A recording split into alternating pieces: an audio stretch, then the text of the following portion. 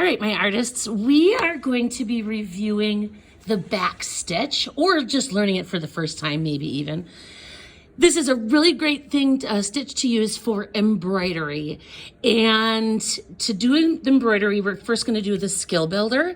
But if you watch this video a couple times, it's really gonna help you understand how the back stitch works and how to do it when it comes to doing that skill builder, so it goes pretty quickly. Notice how the yarn is kind of wound around the skill builder. If you're in the middle of sewing, you're gonna wanna be able to wind your remaining yarn or thread around your work so it doesn't get tangled in the storage process. So I'm just gonna find that end. I'm just gonna unwind it.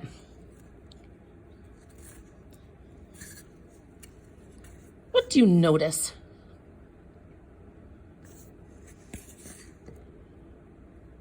Hopefully you notice that the thread is tied to the board. And I do that because you should really always start with having your thread tied to your fabric. But to start, I'm just gonna say we're just gonna tape it to the fabric to start, and we'll do our ties at the end. So first things first, I need to thread my needle.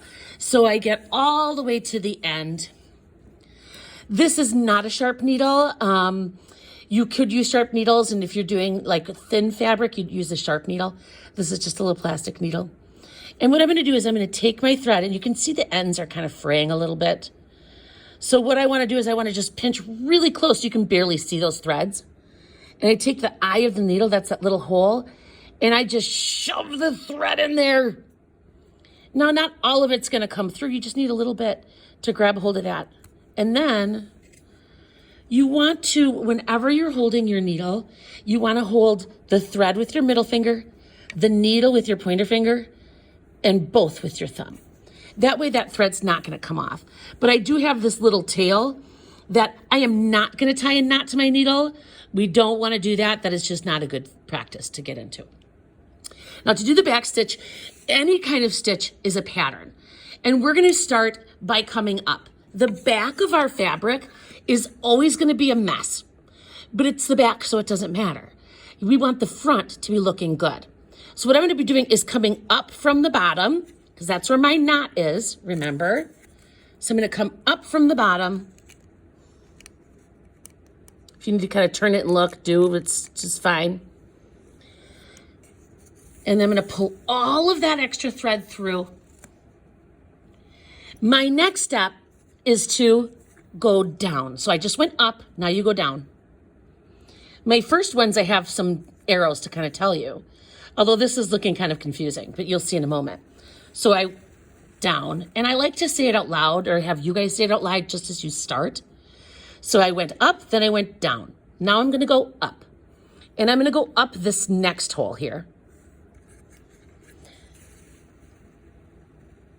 Now, the reason we call it a back stitch is because we're gonna go back.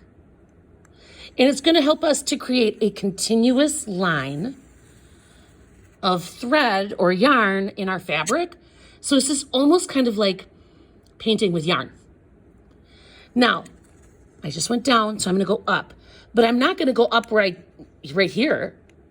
I'm gonna skip that one here because I wanna be able to go back, right? So I go down, I go back. My next one, remember, skip some, up, and then down. Always repeating that pattern. Now, if you make a mistake, lots of times what people will do, they kind of forget which way they went, if they went up or they went down. Well, right here, I can look to see where my thread's coming out. See how messy that looks? Then I know that next thing I have to go up again, okay? And I'm gonna continue this all the way to the end, to where it says back stitch, so I'll have one continuous line. When you do finish it, what you're gonna do, because this is a skill builder, which means we all do it, pull your needle off. Then I like to use my needle to just pull the fabric out, or the thread out, sorry, not fabric, until it's back to square one. And then what you're gonna do is you're gonna take it by the tied end, wrap it around. Sorry, this can make you kind of dizzy, right? Sorry about that. And I just take my needle and it's you hold it underneath. Now you're going to give it to the next person, but I encourage you to watch this video a couple times. So when it comes to your turn to doing that skill build, you really know how to do it. All right, artists, have fun.